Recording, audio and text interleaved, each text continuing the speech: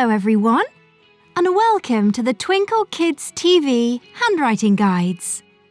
Today, we're going to be learning how to write the letter C. Practice yourself at home with a pencil and paper. Make sure you're sitting down and holding your pencil comfortably.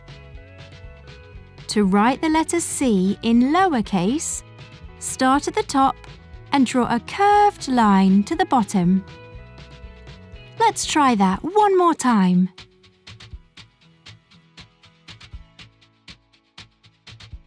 Now see if you can do it by yourself. Well done!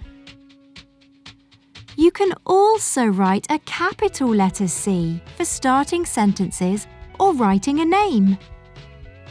To write a capital letter C, it's just the same as a lowercase c, but taller.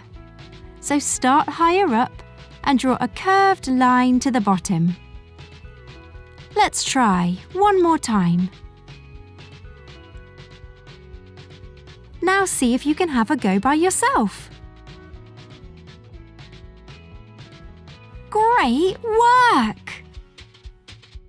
Check out more of our handwriting guides to learn how to write all the letters of the alphabet.